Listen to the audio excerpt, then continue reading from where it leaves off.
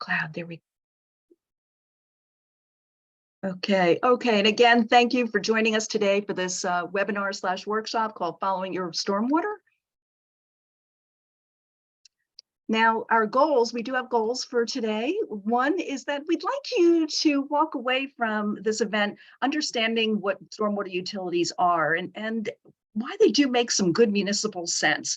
We'd like you to identify the challenges as well as the opportunities for reducing overland flooding and improving water quality in our communities. And then finally, we would love for you to help New Jersey communities meet state and federal stormwater management requirements. And then I'm just going to give you a hint. We can all take part in that. So our agenda for today, welcome. We'll have a few poll questions to find out who you are in a couple minutes. And we will have a presentation by Bree Callahan from NJFuture. And this title of her talk is Rest Easy When It Rains, Why Stormwater Utilities Make Municipal Good Sense. Then we'll talk a little bit about best practices and strategies for municipal stormwater management. And then we're going to move into your chance to share with us, do some group brainstorming. What are we doing well? What can we do better? And then finally, we're going to jump in and share with you a number of some wonderful opportunities that are coming up with the LRWP and how you can join in. So again, welcome everybody. Okay, so we have a few poll questions to get us started. So the first one, and I'm going to raise the poll in here and launch away. So who's here today? So feel free to go ahead and click away on your screen. Are you a township staff? We have educators here, residents, local officials, watershed volunteers, government, academics, nonprofit students, and other. We do have another. If you are an other, please put it in the chat box. What is your other? Who did we miss in our list here? We thought we were pretty good here with our list.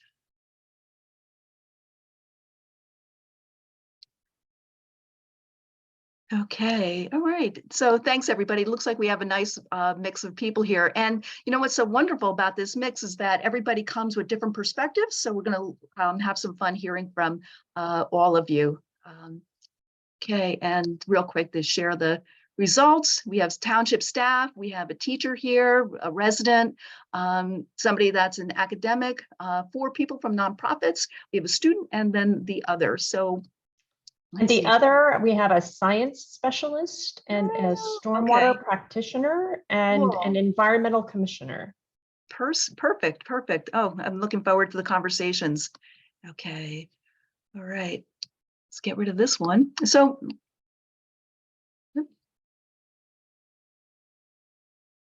there we go. Now, our question for you, how would you rate your understanding of the current water quality of the Lower Raritan River? How would you rate your standing? And again, we have a poll question. Let's see. Whoops. Okay, and launch. There you go. All right. How would you rate your understanding of current water quality of the Lower Raritan, from 1 being not too familiar to 5 being very knowledgeable? Okay, so we have some people that are not quite familiar. Whoops. Oh, look at that. I just love watching these polls questions when people are putting it in. I can see the lines jump all over the place. So we have 4 of us are not familiar. And then we have 3 that are at a 4. We've got 1 at a 5, and in the middle, 2 and 3, we also have 1 there. So share results real quick. There you have it.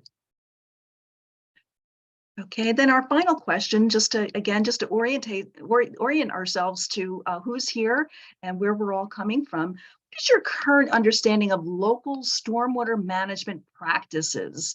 What is your current understanding of local stormwater management practices? And so let's switch the question and do a launch.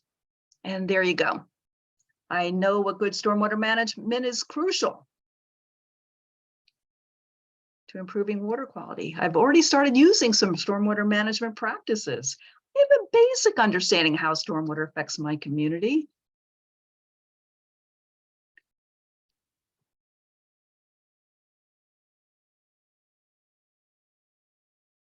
Okay, great.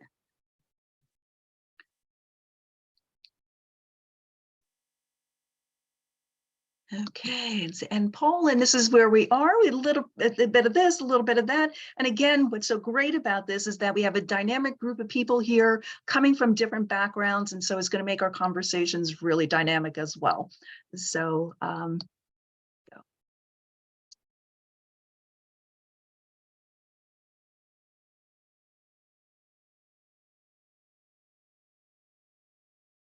okay, with that, let's transition into our guest speaker for today.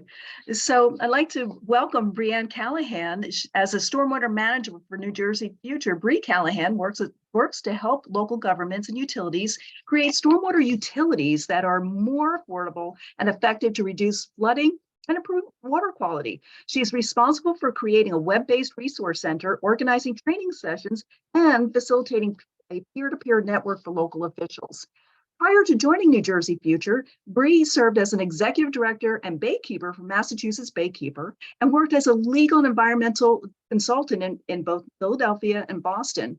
Bree earned her JD from Villanova University Charles Wijner School of Law and holds a BA in Architecture and Environmental Studies from the University of Pennsylvania. And with that, I welcome Bree, and it's all yours. I'm going to stop share and allow you to share. All right, great. Thanks so much, Missy. Thanks everybody for allowing me to come speak with you today. I'm very excited to share all about stormwater utilities. So speaking of sharing, I'm going to share my screen. So hopefully that is viewable. Can you see that? Not yet. No, I think you have to double click, Bree.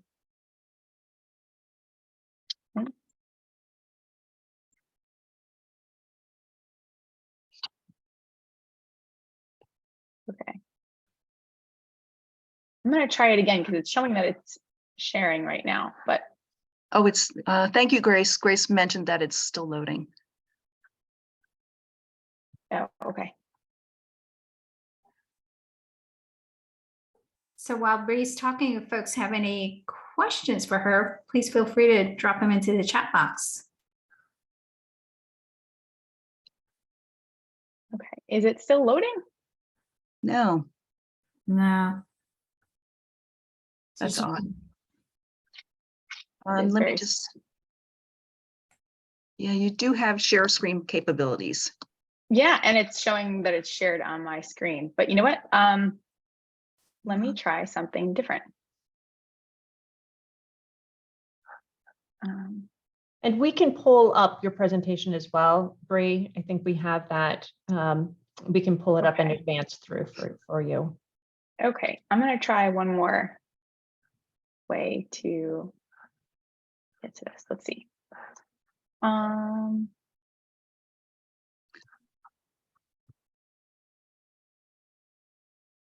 Okay, I'm going to try and share it as a as my screen here.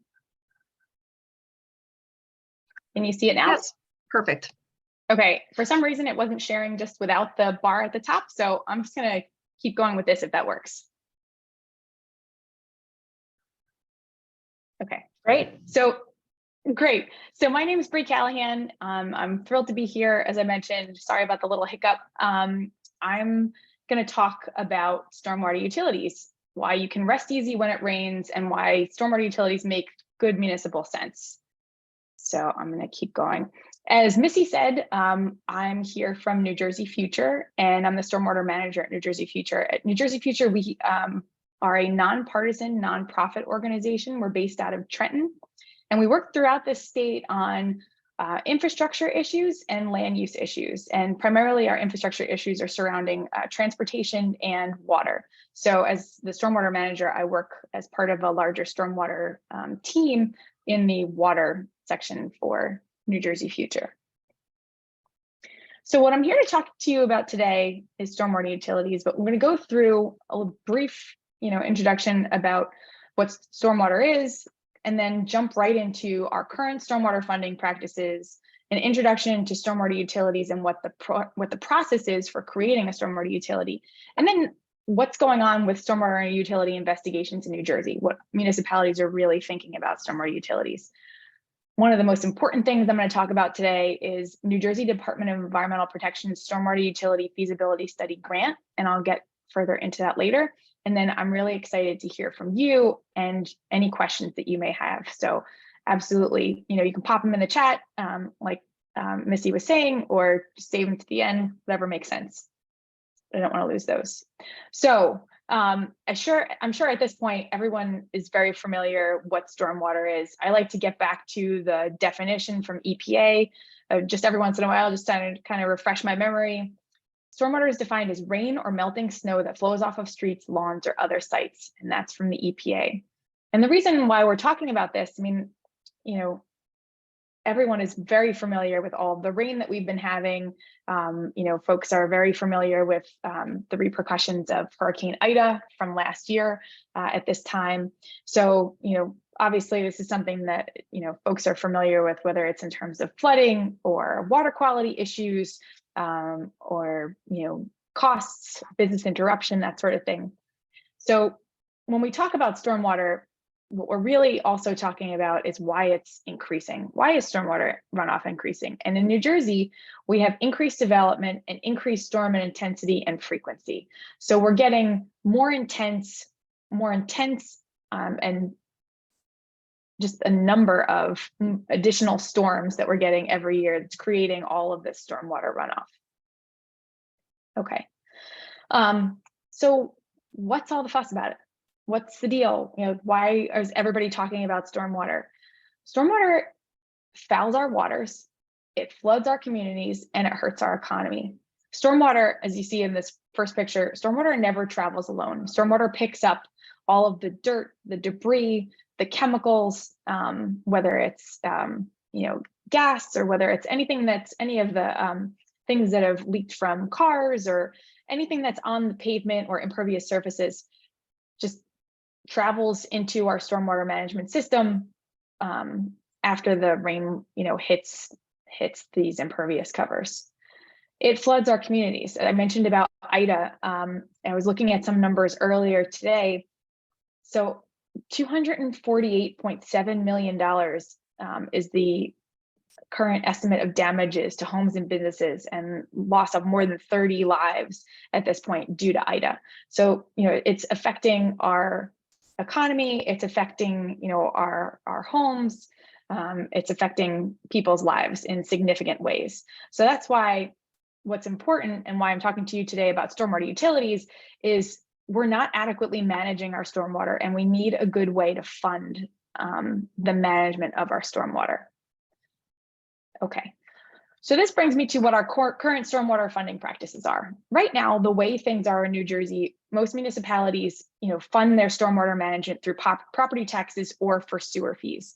And this is important because with property taxes, it's not necessarily, property taxes are, go into a general fund, they're not dedicated. So all the money that comes from that is not particularly set aside for stormwater management. It's just one of the costs, costs for stormwater management. The other thing is from sewer fees. So if you have a water sewer bill, some municipalities are paying for this through their sewer fees. And this is also important. So property taxes and sewer fees are really the current ways that most municipalities are paying for their stormwater management. So right now, what are the options? You could do nothing, which in many cases is not really an option because of all the things that we talked about earlier, that stormwater management is actually not happening. We're still ending up with water quality issues. We're still ending up with flooding. We're still ending up with a bunch of different things. So there really is not an option. You can increase property taxes, which most folks don't want to do, and it's a very highly political issue. You can increase sewer rates, also what most folks don't want to do. And the difficulty with increasing property taxes and sewer rates is it's not necessarily dedicated for, the funds are not necessarily dedicated for stormwater management. And also it's not an equitable way to pay for your stormwater. And the reason this is because if you're paying through property taxes, there are some folks that are paying less in property taxes, and also some folks who are paying less in sewer rates. For example, like nonprofits, they wouldn't be paying as much. And so they're really not paying their fair share of the stormwater management, particularly if they have large parking lots, or if it's under a sewer rate sort of system. If they don't have a sewer rate, think again like large parking lots. In many cases, they don't have the water sewer hookups. They're not paying as much. So that leaves us with our option of creating a stormwater utility. So what is a stormwater utility? Similar to any other utility that you would have, gas, electric, water or sewer, it's a dedicated funding mechanism specifically for stormwater management. Now, at this point, you're probably thinking, okay, great, but how many of them, is this common? How many of them are there? Well, throughout the United States, there are over 2,000 stormwater utilities. And it doesn't matter whether it's blue states or red states or urban or rural, they really run the gamut.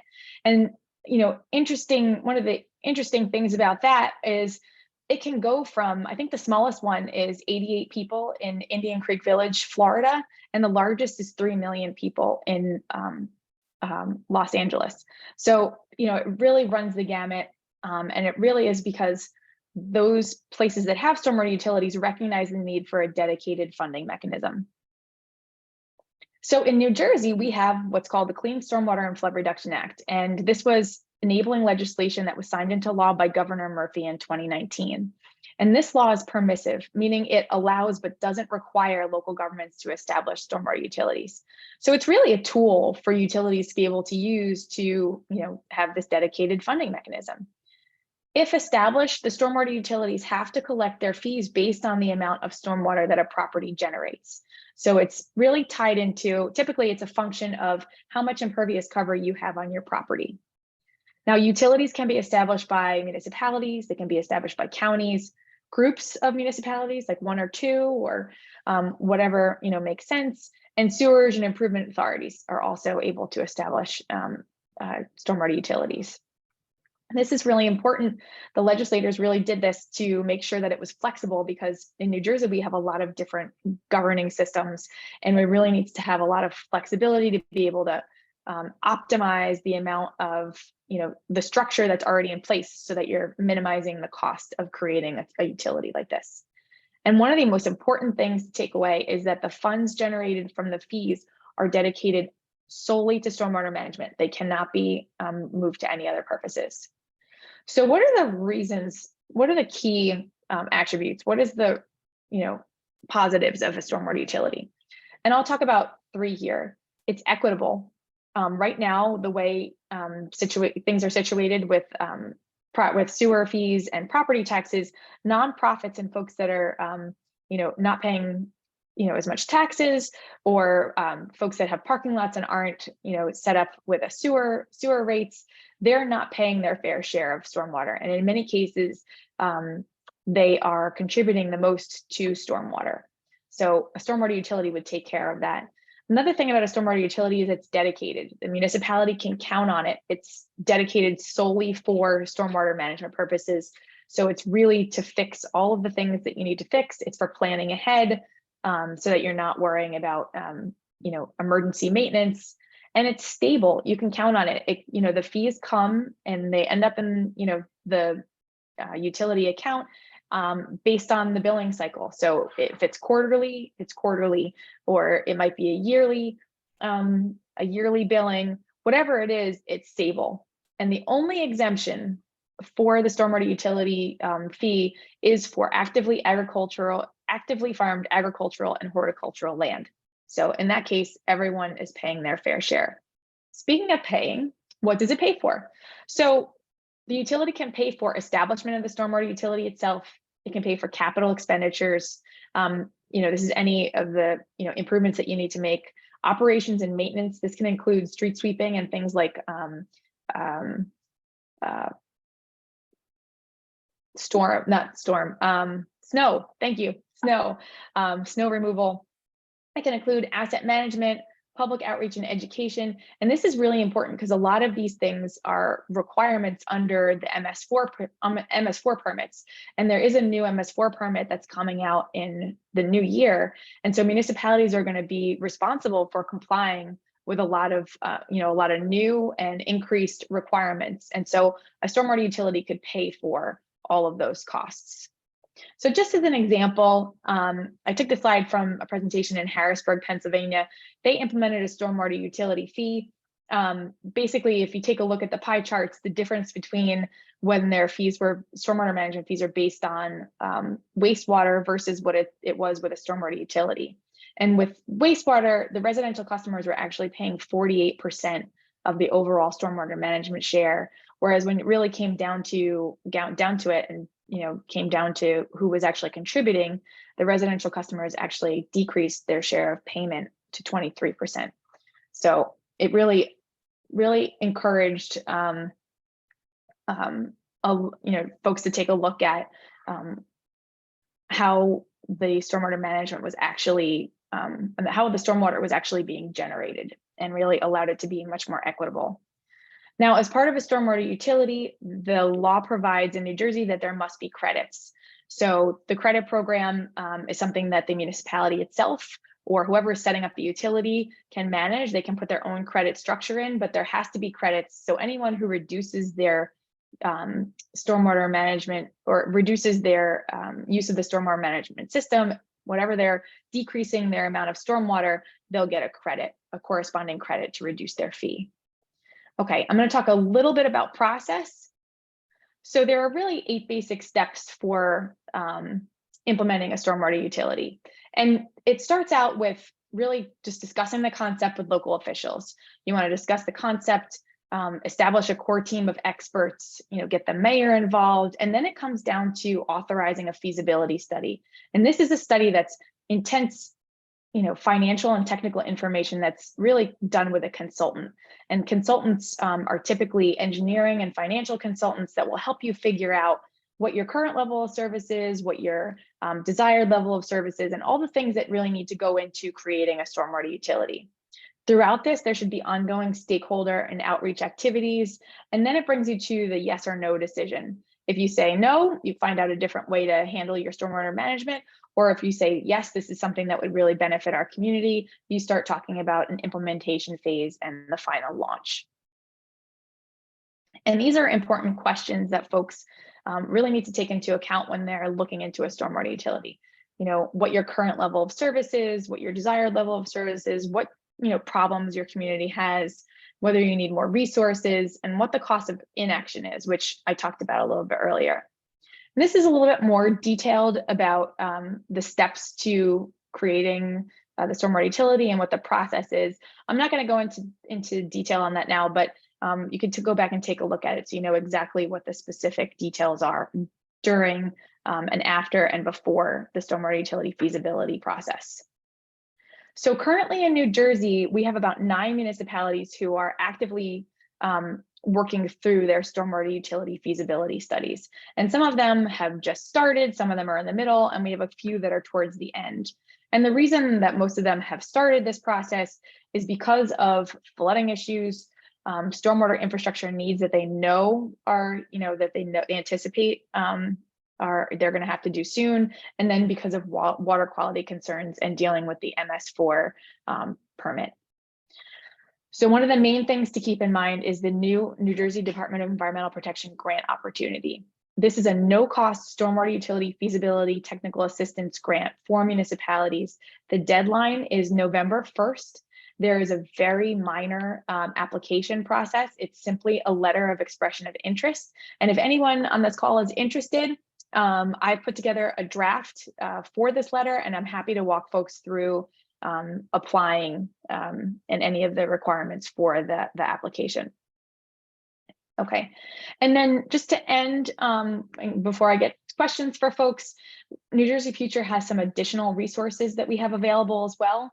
There's consultant technical assistance for pro bono consultants. This is a list of consultants who are national experts and practice national best practices who've implemented stormwater utilities throughout the country, and they've agreed to sit with municipalities for a limited amount of time to talk through a lot of these issues.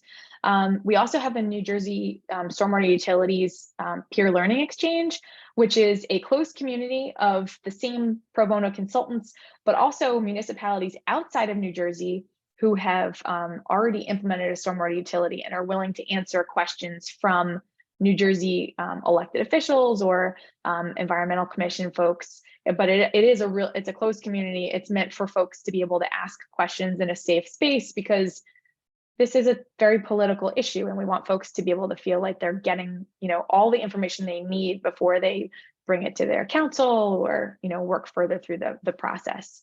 And then grant application assistance, like I mentioned a little bit earlier, I'm happy to help provide any assistance needed to be able to apply for the New Jersey Department of Environmental Protection grant.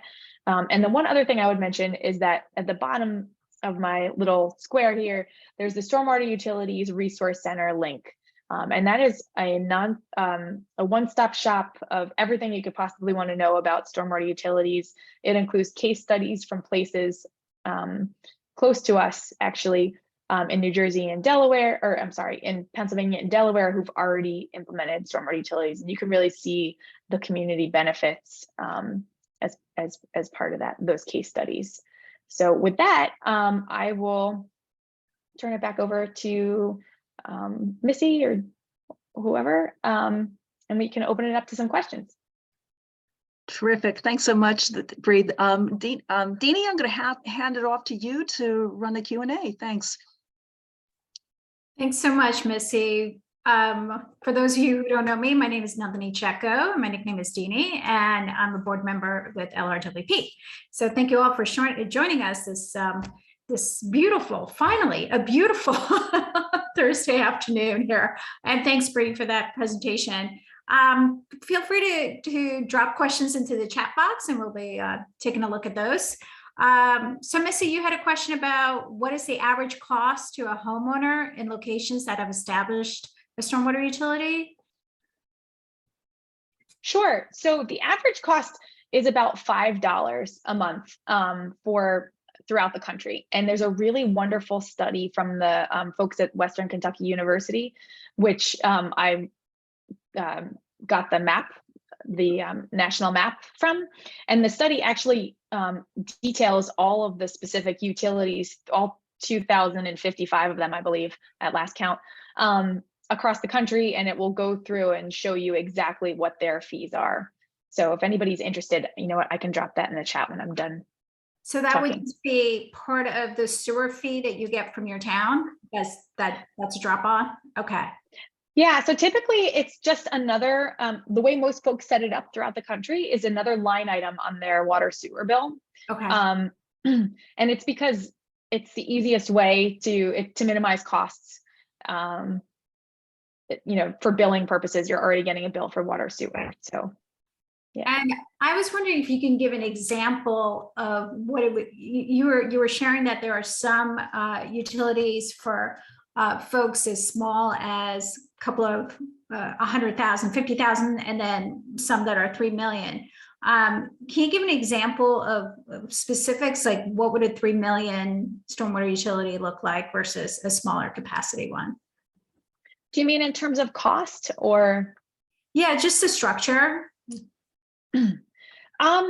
It depends. It really depends throughout the country, because it depends on what sort of stormwater issues you're dealing with. I mean, out in the West, they have more drought issues, and there's some other issues with flash flooding. They have different concerns, but I think you can take a look at it from the Western Kentucky site. Okay. But it's about the same amount of money per month, based on, because a municipality who's much bigger is going to need more money, but they're going to have more people. Mm-hmm. So it really depends on those sort of functions, what the population is and what their stormwater management costs. I mean, there are some CSO communities, combined sewer overflow communities, that have obligations that they need to comply with to be able to meet their permits. And so their cost of stormwater management might be a little bit more expensive. So their stormwater management fee might be more expensive. Got it. Thank you. Grace asked a question. How can teachers get involved? I am so glad you asked that. So one of the main ways to get involved is by educating the community about stormwater just in general. So that's one of the biggest concerns, and one of the main reasons why stormwater utilities have trouble forming and why it's such a political issue is there's a lot of, there's some folks politically don't want to have to increase any sort of fees or, instill another fee on folks. And I think until people understand the reason behind it and how, some fees can be reduced if there is a stormwater management fee. Like we know some examples throughout the country, and I'm not saying that this is something that would happen in New Jersey, but they've actually reduced their property taxes and then just instituted their stormwater fee because that was just a better way of them handling their stormwater management. So getting back to the main question, educating folks about stormwater is really one of the main things, but then, getting involved with your local government and your community to ask how you could do that would be great. And I think there's education requirements as part of the MS4 permit. Yes. And so getting involved in that, is probably a good way to get started. Yeah, and we'll talk about that in a couple more minutes as far as the MS4 program. But do you happen to have any particular? Missy's answering this question. Let me just say it for the recording. Grace asked, are there some curriculum resources that exist to support instruction about stormwater? And Missy pointed to Project WET as a resource. So is there any other resources you can think of, Brianne? I'd have to go back and figure out, but I'm not sure about New Jersey, but in Massachusetts, they have something called Think Blue Massachusetts that they had put together and I could drop the link in the chat in a minute, but I know that they had put that together for folks to be able to learn how to talk to, particularly for, educational folks to be able to talk to their students and just people in general about stormwater. And it has a lot of really great resources and ways to actually talk about stormwater. So I will drop that in the chat. Oh, Missy already did that. Thank you, Missy. Yeah, that's awesome. And then Heather had a question. If it's possible for several municipalities to work together and apply as a group for the feasibility grant, is that a possibility? Absolutely. We've seen folks, on the county level, and actually there's more money available if you're doing this on a multi-municipal level. And I think there's actually preference for the grant. They prioritize folks that are working together as a multi-municipal or regional sort of application. Oh, that's great. Good to know. All right. Wow. That was great. And I understand you're going to be sticking around when we go into breakout rooms so we can pick your brain a little bit more. So thanks. Sounds good. Thank you. All right. I'm going to hand it back to you, Missy. Appreciate it. Okay. Thank you to both of you. That was terrific. Absolutely terrific. And back to that. Messy screen. And let's see.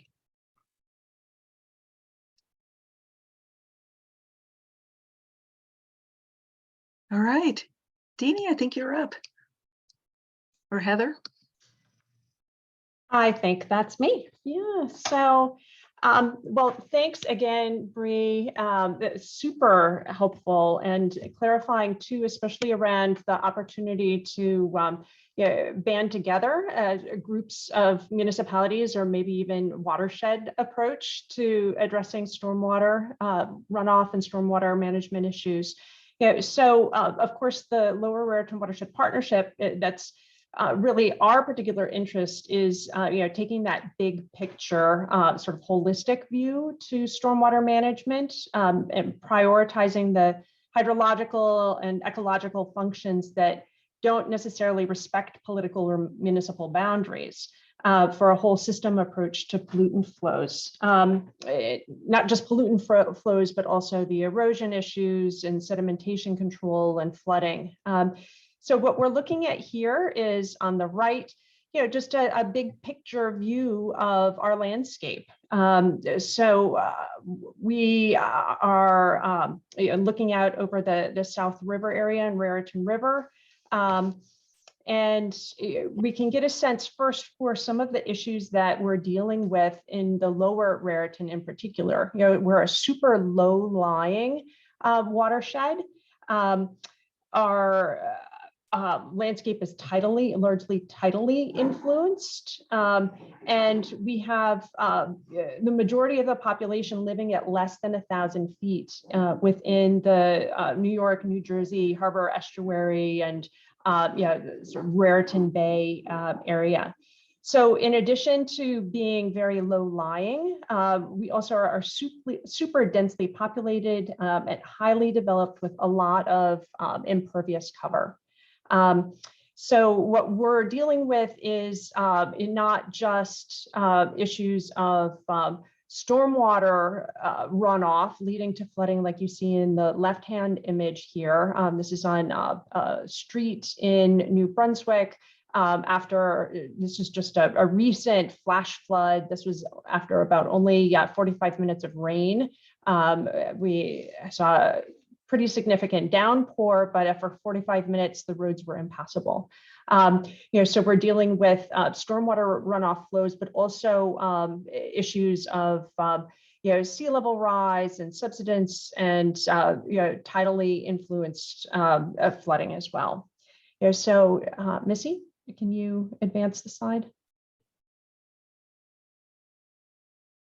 So thinking of what we're facing here in the Lower Raritan in terms of that highly developed piece of things, you kind of get a sense for what that might mean to our landscape by looking at the impact of impervious cover development change from over time from 1995 to 2012, which is what that image on the right illustrates.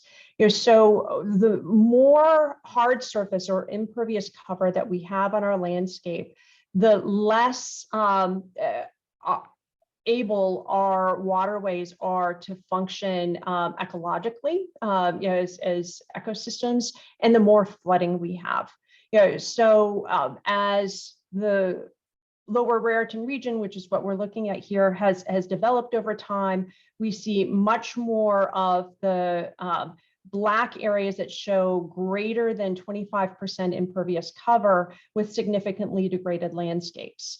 That, of course, relates. We have impacted habitat. We have more flooding. We have less tree canopy in these areas, which all compromise not just the environmental health, but human health as well.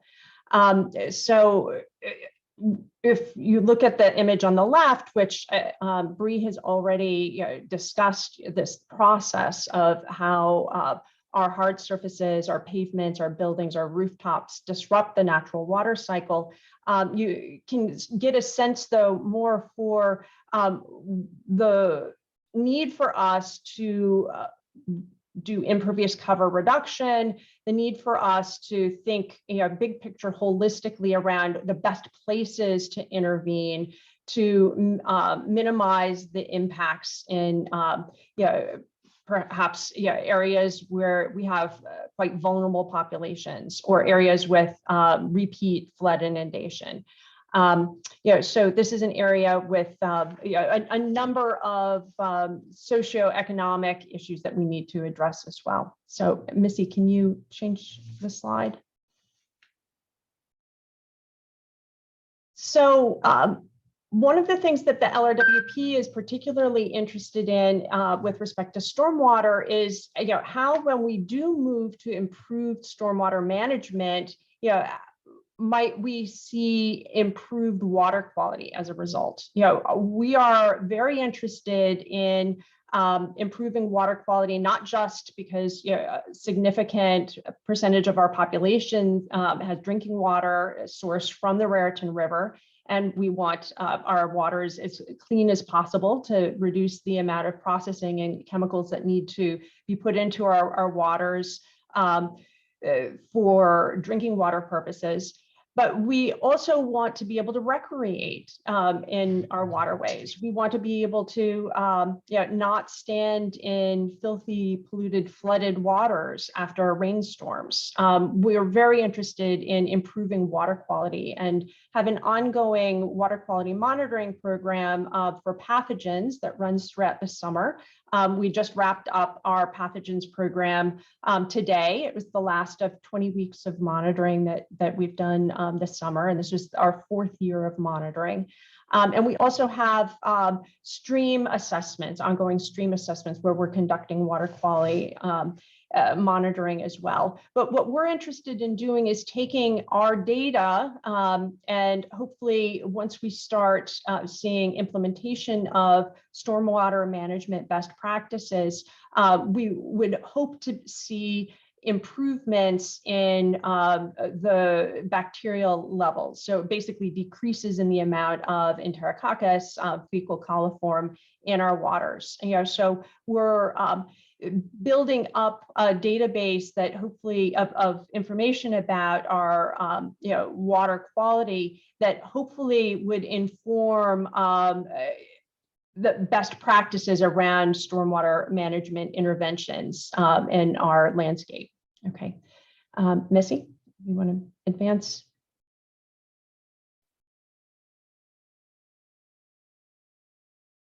So, and also another aspect to our stormwater management is the awareness building around, what it takes and who needs to be involved to improve the water quality in our streams and in the Raritan River.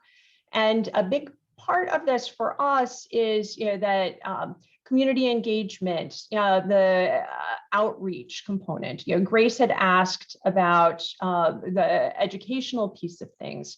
And that's really a significant part of what the LRWP does around stormwater is we bring attention to the impacts that poorly managed stormwater has on our landscape and on our communities.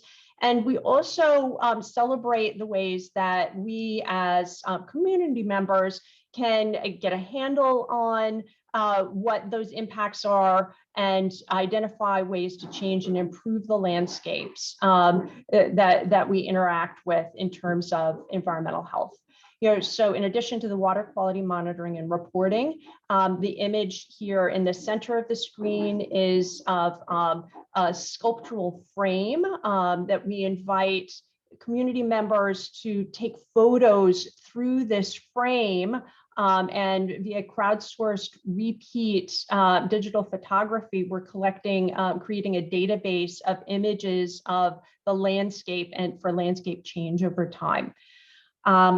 So that's one way that folks can get involved, passively but still actively, with landscape is by thinking about how their view of in this case the New Brunswick's Boyd Park landscape, and looking through this frame, taking a photo through the frame, and think about then the change through the seasons. Are we seeing increased litter? Are we seeing erosion of the river's edge? Are we seeing increase of invasive plants? What are we seeing through that frame? And tracking that, as I said, using repeat digital photography through crowdsourced means over time.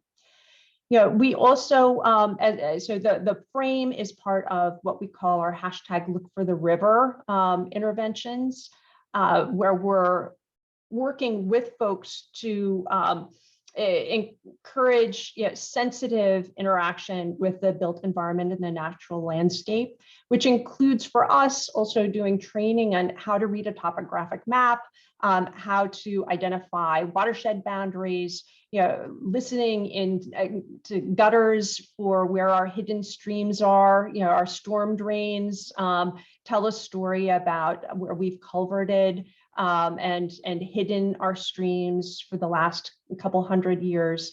And we take folks out to get them in touch with the landscape so that they're sensitive to our historic ecology and environments.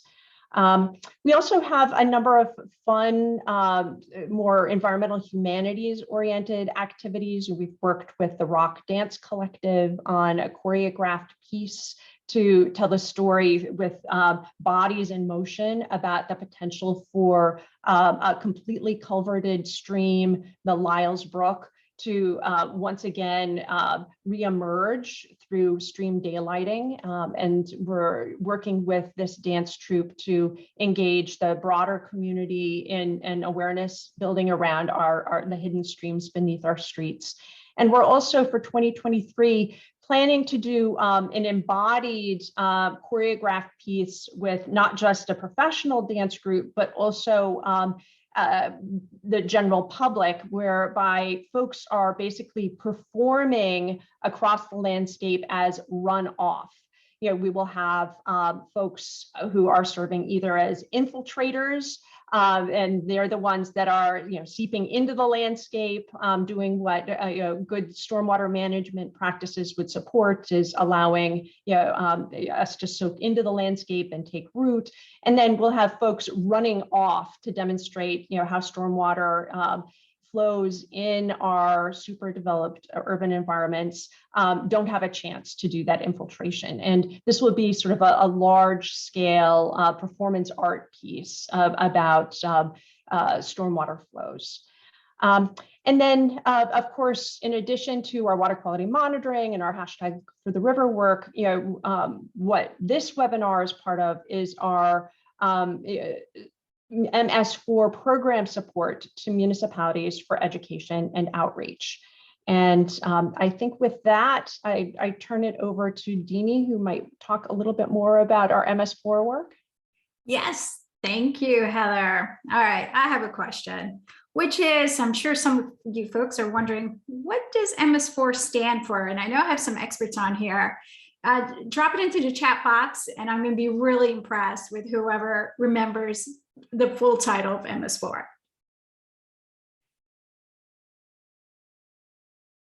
Let's see, any takers? People are being shy. Okay, here we go. All right, Dylan. All right, yeah, you nailed it. That's a hard to remember, but MS4 stands for the Municipal Separate Storm Sewer System. That is a real mouthful, so I'm glad it's called MS4. Thank you, Dylan. So it's a separate system because it does not combine with the sanitary sewer system, and it's designed to gather water on the streets via our storm drains and pipes and release it without treatment into our local streams and rivers. So LRWP's MS4 assistance program is designed to help municipalities meet their federally mandated stormwater management outreach requirements under the Clean Water Act. And through this program, we use multiple forms of community outreach to increase everyday visibility of how our waterways and streetways are connected. And we are in our second year in this program with Highland Park and our first year with New Brunswick. And the way the program works is there's multiple categories. First category is general public outreach. Targeted audience outreach is another category. School and youth education activities is third. Fourth is watershed regional cooperation, and fifth is community involvement activities. And the municipality has to get a totality of 12 points from these 5 different categories. A stormwater web page from our town is part of that general public outreach. And that can provide educational resources, local ordinances, and mapping for residents to really learn about their town's water flow and stormwater management system. And guess what, folks? A dedicated stormwater webpage is a requirement in 2023 to get those MS4 points. So that's going to be really critical. If you want to see a sample of that, Highland Park has a fantastic stormwater management webpage. And Missy, if you don't mind, can you drop that in the chat box when you get a chance? Thanks. And also, next slide.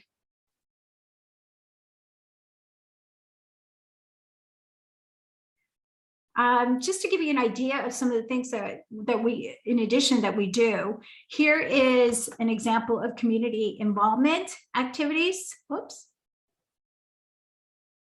Thanks. So the first one here is a cleanup that we are coordinating with Highland Park and at Donaldson Park, and that's going to take place on November 19th. And we'd love to see all you folks there. And if you're available and interested, you can go to LRWP events page and go ahead and register. The photo on your right is from a boat build. So we're second year in this program, and it's a fantastic program. It's a community boat build program. And Heather told me just yesterday that we've already had 200 people go through this very hands-on program. This is another way students can get involved. You do have to be 15 and older, but really no experience is needed. And I'm certainly an expert in that. I went for the first time last year and learned how to mill wood, and that was really cool. So that's another activity that we encourage folks to get involved with.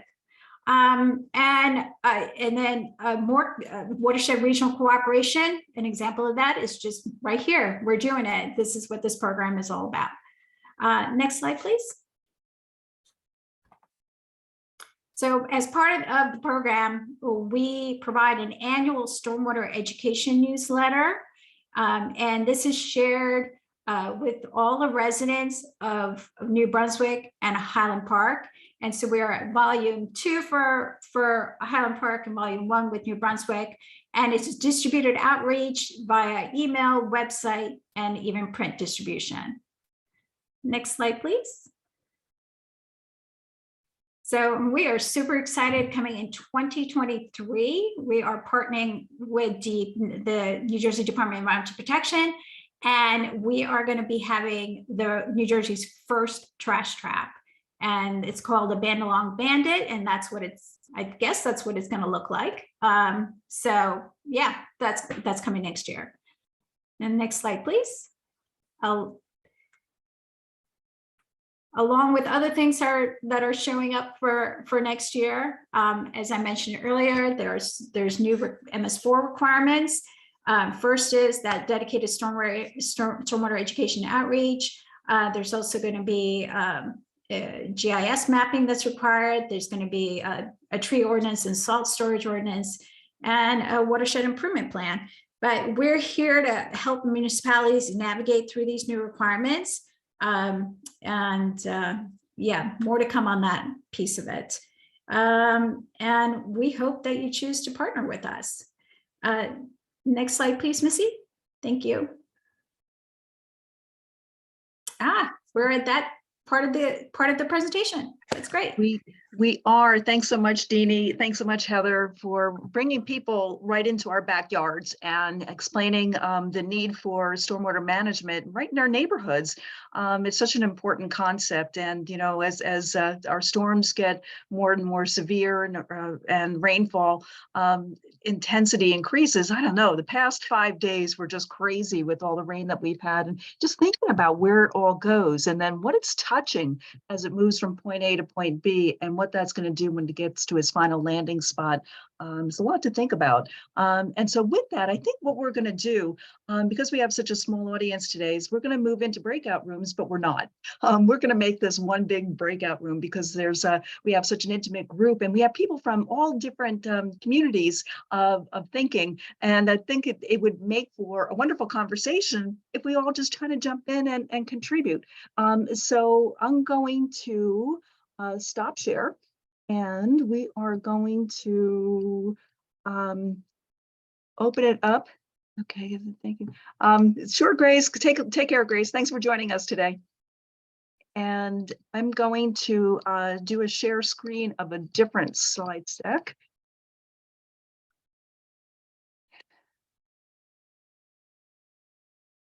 And then at this point, if you have any questions, now is an awesome time. We've got 3 experts here that can answer them and kind of give us a little bit of a hint on how we can all be a positive force in stormwater management.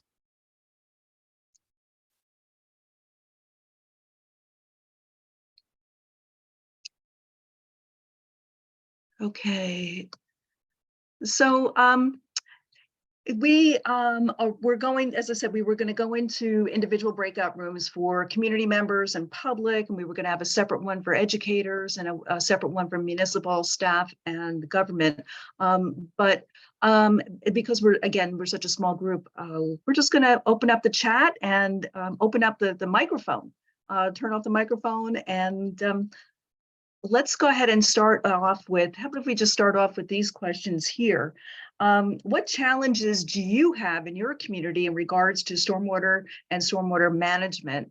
Or another question within this group, how can community members become involved in stormwater management?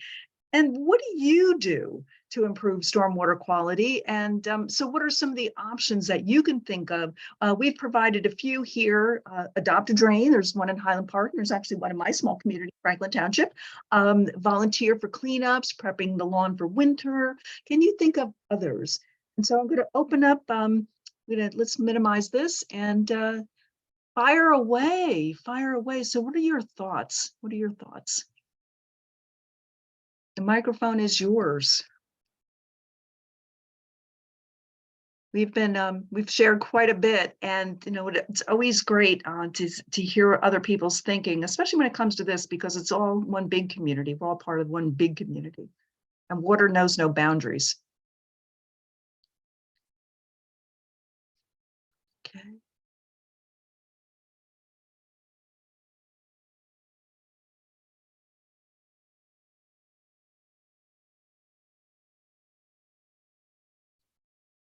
Well, I'm going to put somebody on the spot. I hope she doesn't mind. Erin, you're here from New Brunswick. Can you share with us a little bit about your trajectory right now with stormwater and stormwater management? What is taking place in New Brunswick? And how might people that are on this call, this webinar, get involved with what you're doing?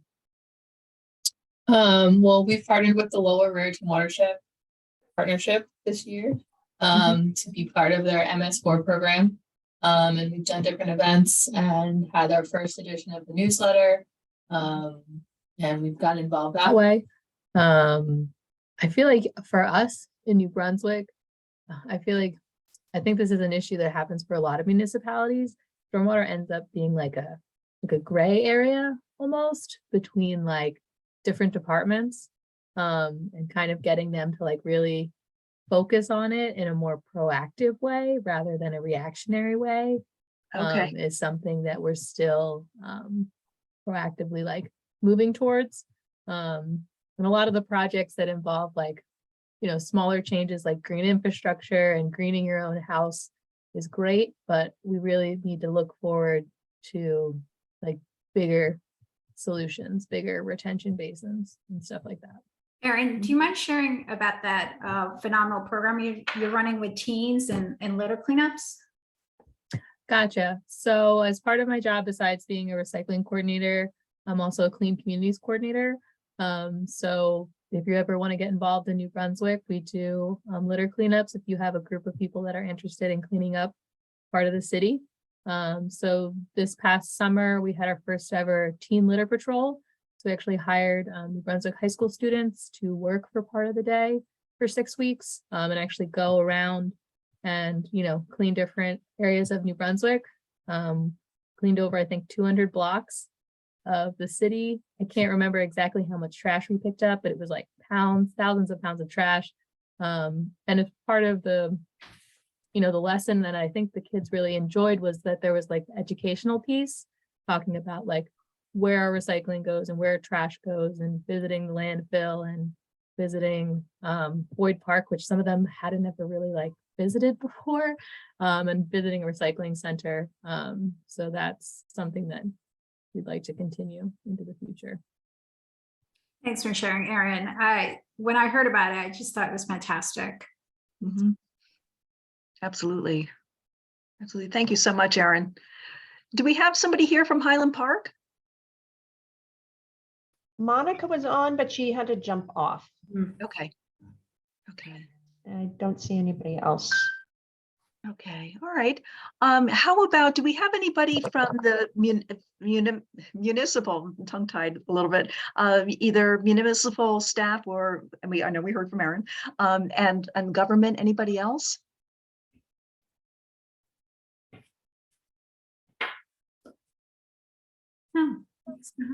Okay. Well, as I might toss a question out to Bree, which is maybe a little outside of the stormwater utilities context, but what in your experience working with New Jersey Future, have you seen it, as best practices for the residential site improvement standards at the municipal level around stormwater management? You know what, Heather, I really don't work on that at all. We have other Okay. folks at New Jersey Future that work on that. So I'm happy to hook you up with those folks. Actually, I don't know. Yeah, so I'm happy to do that. But yeah, I really couldn't speak with much authority on that. Okay, I didn't mean to put you on the spot at all. I just thought perhaps That's okay. there might be some dovetailing of some of the stormwater management work and some of this. So. Absolutely. At New Jersey Future, we have a stormwater management team, and the person who really handles that is Lindsay Sigmund, and she's the manager of the mainstreaming green infrastructure program. And yeah, I know she'd be able to speak. I think to she that, was so. on a little bit ago. I saw her her name pop up, but I guess she's Yes. jumped off. Yes.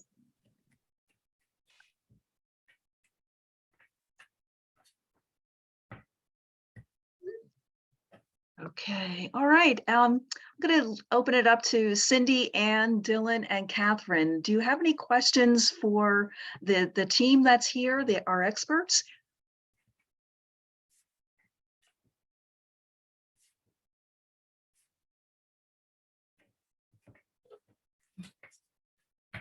Is there anything that you're doing in your communities that might be replicated someplace else? Or is there something that you might consider starting in your community or participating in your community?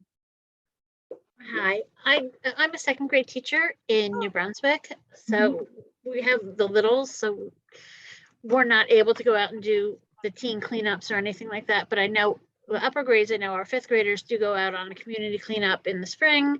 They're out there and our school has won the broom a couple of times. So I know that we are involved on the school level. But with the littles, we do talk about the water cycle, which is kind of why this really pulled me in to see what was going on with this. But our kids aren't understanding it. It's hard for them to understand without actually seeing a real life model. And we try to bring in videos and we try to explain it to them. And we do different experiments during science. But is there anything that is out there that can be brought? I know Grace had asked this question as well. Is there anything that can be brought into the classrooms to help explain it a little bit better? The close to 20 years that I've been in the district, the river is literally right across the street, and 90% of the kids have no idea it's even there. Yeah, there's wonderful models that can be implemented in a classroom. One that I used in a classroom, I'm a 30+ year educator, and one of the ones that I used was you take newsprint paper, or chart paper, and you just make a big old mountain out of it. And then you've used that before, where you've used water-based markers and permanent markers, and That's that. Yep.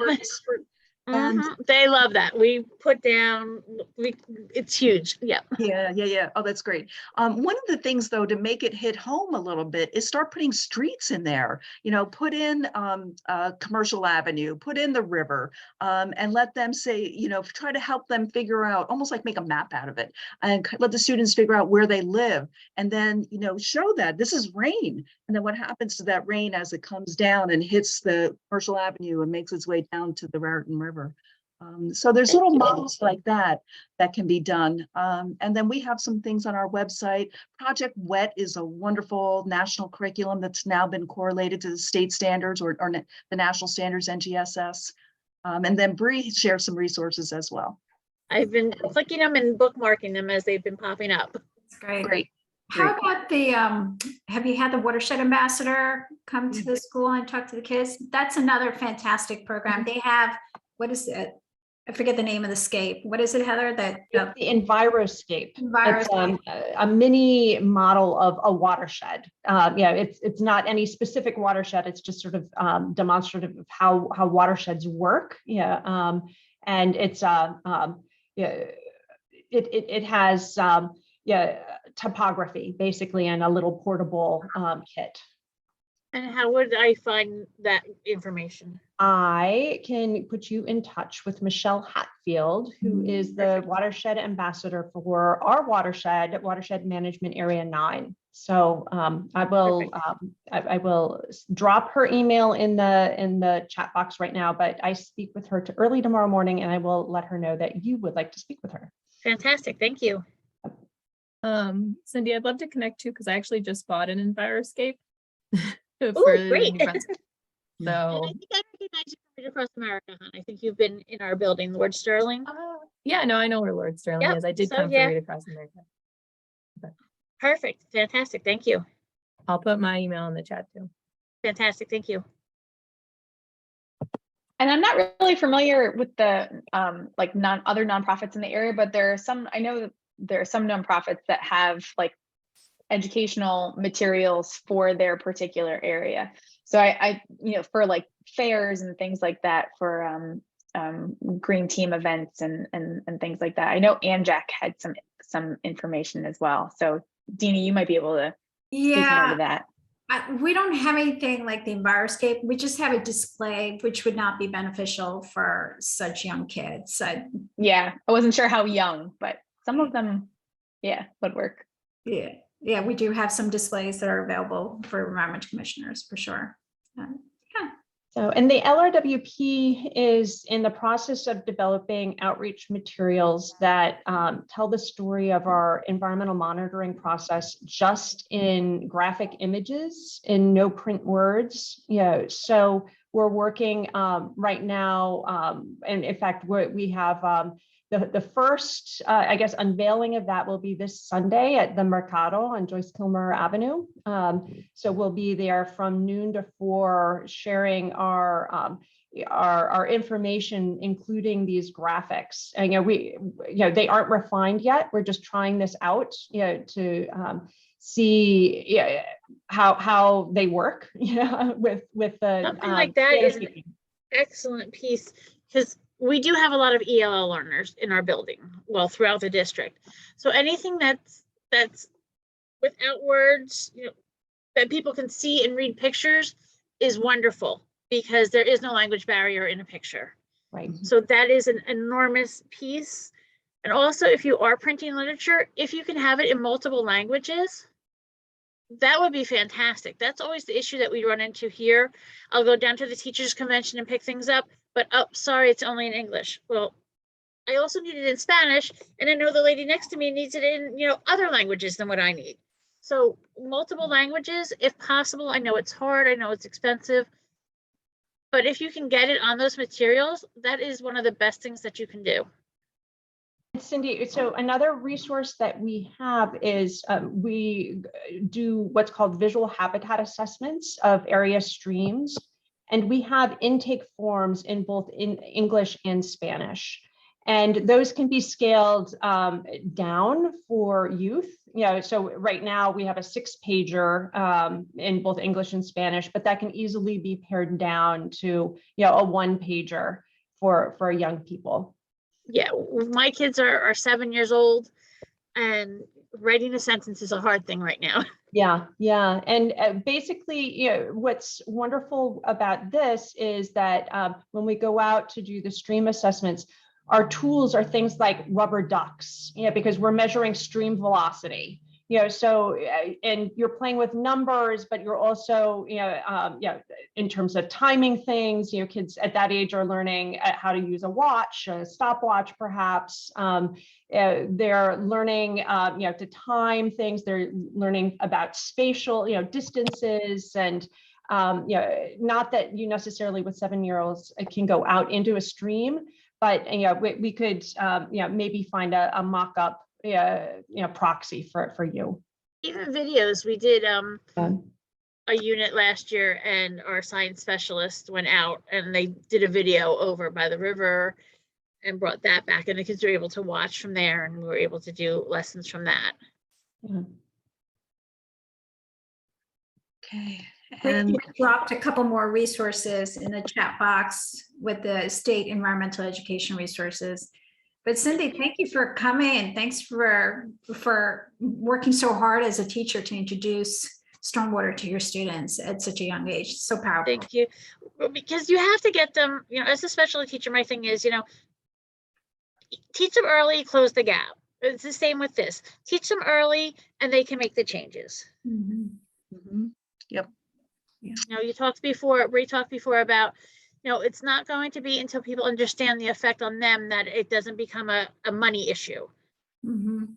If we can get them started at the younger age, learning that, oh, this is important. If you want this to be around for you, if you want this to be around for your kids, your grandkids, if they're able to think that far ahead, they need to learn it younger so that it can go into effect, so that when they're older and the ones paying the taxes, it's not going to be as big of a fight to pay that extra $5 that you mentioned. Mhm.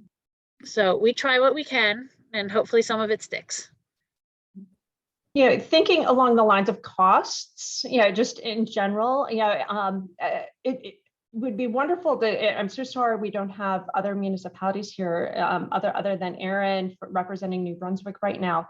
But the idea of sort of a regional cost sharing around some of the stormwater utilities impact or stormwater impacts, and moving toward a stormwater utility at a regional level so that you could do cost sharing. I'd really like to investigate that with our municipal partners. And Erin, again, I don't mean to put you on the spot, but to what extent do you think the city of New Brunswick would be interested in talking about a multi-municipality partnership around investigating the stormwater utility model? Something probably in like spring of 2023, maybe, you know what I mean? Yeah, I think we get a lot of like rainwater runoff from some of the towns that are further, north of us or upstream. So I think, we feel the brunt of that regionally. So I feel like we'd be open to it. But again, I'm only one person, so. Yeah, Bree, do you know if the DEP feasibility technical assistance will be offered again in 2023? I'm not sure. It took us a while to get them to offer the assistance now. So Gotcha. I'm not totally sure. I think it's going to be a function of how many folks apply and whether they feel like there's, need. I was on a presentation earlier today and with Gabe Mann of the DEP, and he was saying that they've gotten about 5 or 6 applications. So not a whole lot. If you think about it, it's a $2 million pot of money. So, but that said, there's also some other money that might be available, for other municipalities for that. I know that there's a grant through the New Jersey League of Conservation Voters, but that's with, it depends on where you are situated. There, it's within the William Penn planning areas. So I have to see if that would work. And then there's money through the Highlands Coalition. So primarily it's the DEP money, and we don't know if they're going to offer it again. And do you think that there might be some assistance through your resource center to perhaps convene groups of like 2 or 3 municipalities sometime in 2023, just for a sit down to talk through some of the possibilities? Yeah, I'm happy to do that whenever makes sense. My position is funded primarily, just solely to work on stormwater utilities. So I would be, and I've done this before for other municipalities, to sit down and talk through, whether that would make sense or what they would need to consider. We've done it where the pro bono consultants have also participated in those conversations. So we're able to address, some of the technical, legal, financial, engineering concerns at the same time. So I probably want to pull those folks in at the same time. Right. Well, thank you so much. Okay, I think what I'm gonna do is wrap up our workshop and do share screen again. I think Cindy has another question. Oh, question, go ahead. Absolutely.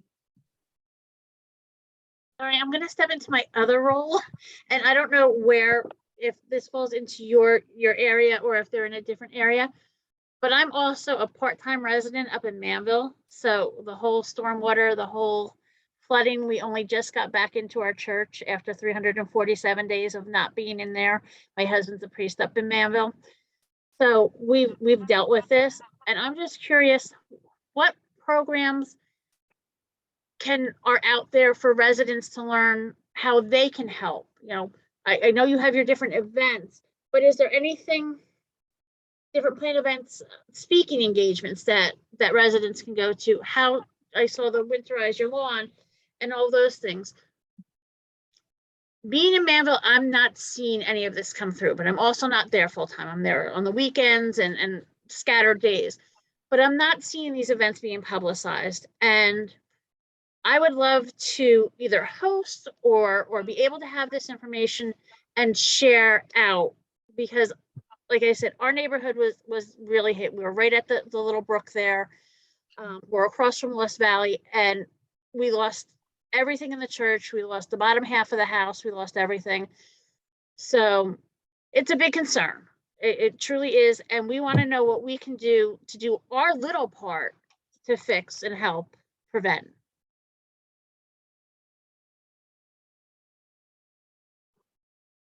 So this is another conversation that you might want to have with the stormwater, or I'm sorry, with the watershed ambassador about possibly hosting a rain barrel build, through your church. That could be a great strategy.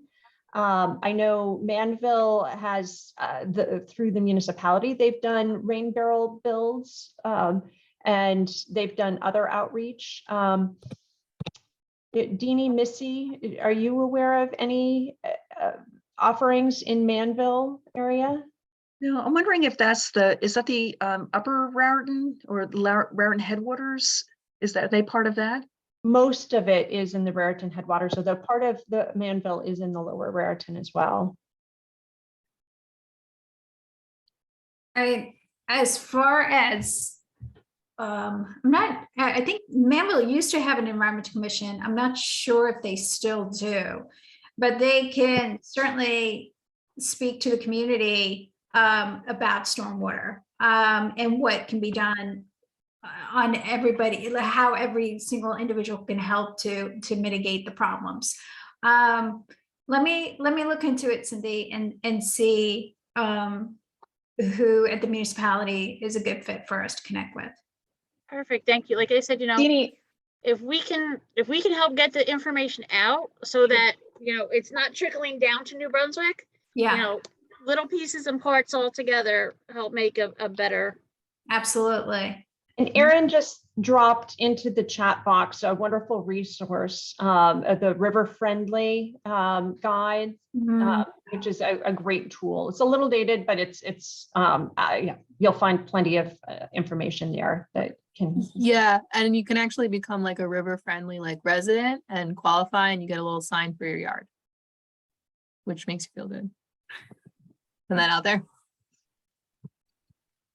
I also wanted to add too, just Cindy, just so you know, I know that they're working on this at the county level.